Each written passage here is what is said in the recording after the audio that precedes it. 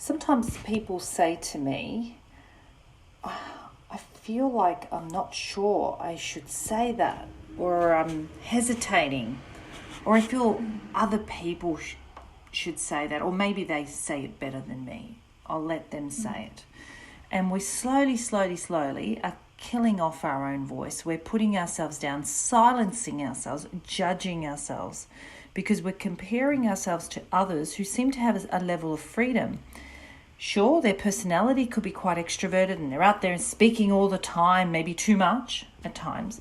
But from your perspective, if you are an introvert or you're just silencing yourself because you think you're not good enough, most people don't feel good enough, but you say to yourself regularly, you've got to be careful, don't say the wrong thing. You might lose your reputation. You might say the wrong thing and then you've got to have to do this again, or somebody won't like you. There's this sense of threat, something's going to happen. And there's this sense of fear.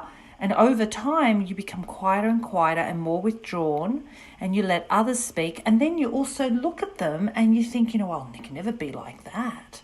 Well, of course you'll never be like that, because you're keeping yourself quiet by judging yourself, constantly saying, I'm not good enough, or I'm not as good as them.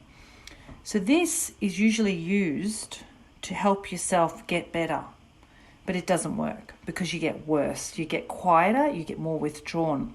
A more productive way or resourceful way would be to encourage yourself, to have self-compassion, self-love, to know and accept, like all of us, we're never going to be perfect. We can never be like anybody else. I can look and learn, but then I've got to do my version of it. A more resourceful way is to look, try it on if I like a particular style, and see if it feels right for me. Is this authentic? Is this the way I would express it? I would stop the judgment and I would begin to say, each day I'm learning, I'm going to improve. I'm going to keep a list of things, maybe new words or new expressions, or maybe ideas, put them all on a list and gradually work on them as feedback, not failure. Constantly looking for feedback. And we see feedback around us all the time, and we're always improving. But we don't put ourselves down because we're not good enough, because we didn't get it, because we can't be today who we can be tomorrow. Tomorrow, who we are tomorrow is not who we are today. And every day is a new day, just like all the cells in our bodies are changing. So is our learning and understanding and our communication.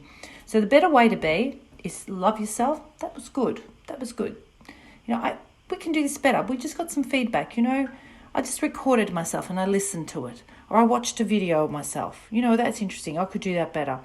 Because I want to get better. I'm getting better all the time. I'm going to try that out. As opposed to saying, I'm not good enough. I'll never be the same as them.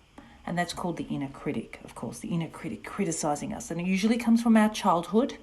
And it's usually that little child inside of you who is trying to pass tests all the time and had to keep doing things beyond your natural capacity, where you really had to push yourself so hard that it was became very harsh on your body, very lacking of love and self-compassion. So now that you know this, you can choose every day how you respond to yourself and how you learn, not by whipping yourself and telling yourself off and punishing yourself, but by loving yourself, knowing that there is no such thing as perfection. We're going to forever be learning, and we're constantly getting feedback, even from others.